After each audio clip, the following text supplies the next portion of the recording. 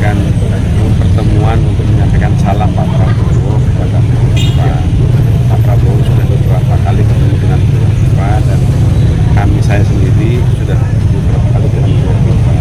Pertemuan kemarin itu adalah pertemuan biasa dengan salam Pak Prabowo, menyampaikan salam beliau kepada Bu Kofifa dan menanyakan beberapa hal yang berkaitan dengan persoalan di Jawa Timur, tentang perkembangan ekonomi, tentang perkembangan pembangunan, dan juga menjelaskan banyak hal tentang pembangunan ekonomi yang berkembang di Jawa Timur. Saya kebetulan sekarang ini masih Ketua Umum Banom terbesarnya NU, Ketua Umum PP Muslimat NU. Saya juga salah satu Ketua PBNU. Sehingga langkah-langkah yang memang terkait dengan kebijakan-kebijakan makro organisasi harus mendapatkan green light. Nah, itu yang saya belum melakukan komunikasi dan konfirmasi, tetapi bahwa apa yang terkonfirmasi kepada publik ya biar sementara mengalir saja. Mengalir saja. Nama Gubernur Jawa Tengah Khofifah Indar Parawansa santer disebut sebagai calon wakil Presiden Prabowo Subianto. Sekretaris Jenderal Gerindra Ahmad Muzani buka suara soal hal ini. Saat ditanya soal apakah Khofifah segera diumumkan sebagai calon wakil Presiden Prabowo, Muzani menyatakan saat ini Prabowo dan tim Koalisi Indonesia Maju sedang fokus membahas format kemenangan di Pilpres 2024 nanti. Pak Prabowo masih akan rapat dengan para ketua umum partai koalisi untuk membicarakan berbagai format kemenangan Koalisi Indonesia Maju. Antara lain format tentang susunan tim pemenangan bagaimana koalisi yang besar ini bisa efektif memenangkan dalam putaran Pilpres 2024 nanti. Kata Muzani di kantor Gubernur Jatim usai acara Komisi 2 DPR RI dengan Pemprov Jatim di Surabaya pada Rabu 4 September 2023. Apa dan siapa mengerjakan apa, maka sedang disusun dalam satu bagan pemenangan, ujar Ahmad Muzani. Muzani menyatakan urusan calon wakil presiden akan diumumkan pada waktunya nanti.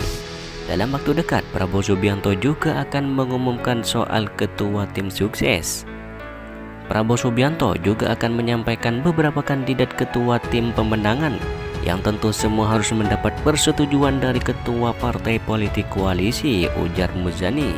Selain itu, Wakil Ketua MPR RI ini menyebutkan Prabowo Subianto dan Partai Politik Koalisi Indonesia Maju sedang menyempurnakan visi misi calon presiden dan calon wakil presiden. Kita sedang menyempurnakan visi dan misi capres-cawapresnya dan baru menetapkan cawapres. Karena saat mendaftar ke KPU, yang pertama itu daftar capresnya, kedua capres, lalu ketiga partai koalisi, keempat visi misi, kelima baru susunan tim pemenangannya. Ini paket keseluruhan yang jadi perhatian kita semua, ujar Ahmad Muzani. Disinggung kembali soal nama Khofifah sebagai calon wakil presiden Prabowo Subianto, Muzani menjawab diplomatis. Semua partai koalisi mengharapkan kader terbaiknya. Semua partai politik koalisi punya cara pandang sendirinya, yang itu kemudian Prabowo sedang mengkompilasi untuk dilakukan karena pertemuan partai koalisi baru akan terjadi, ujar Muzani. Sebelumnya diketahui Ketua Umum Partai Gelombang Rakyat Indonesia Anies Mata mengatakan bahwa semua pihak sedang menantikan siapa yang akan dipilih Prabowo Subianto sebagai calon wakil presiden di pemilihan presiden 2024 nanti. Sebab calon wakil presiden yang akan dipilih Prabowo ini akan menjadi kejutan baru hingga 19 Oktober 2023 pada saat pendaftaran calon presiden dan calon wakil presiden dibuka. Saya ingin menjelaskan bahwa calon wakil presiden Prabowo Subianto versi Partai Gelora karena ini akan menjadi sumber kejutan. Kita tunggu saja berapa capres-cawapres yang akan daftar, apakah 3 atau 2, kata Anies Mata dalam keterangannya pada Selasa 3 September 2023. Menurut Anies Mata, sumber kejutan ini berasal dari putusan Mahkamah Konstitusi yang mengenai gugatan batasan usia capres-cawapres yang akan diputus sebelum 19 Oktober ini. Saya mengikuti perkembangan pemikiran beliau. Ada konsistensi dalam pemikiran beliau, tetapi yang menarik dalam 12 tema yang di agenda transisi menuju Indonesia Emas, kalau istilahnya itu. Transformasi menuju Indonesia Emas. Menurut saya adalah sisi penyempurnaan narasi yang beliau sudah punya selama ini.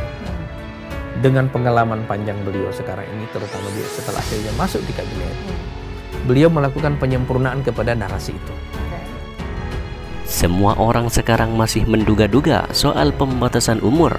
Misalnya diputuskan tidak ada lagi pembatasan umur, tapi memberlakukannya tahun 2029. Kan bisa begitu. Ini yang saya katakan jadi satu sumber kejutan pertama, ujar Anies Mata.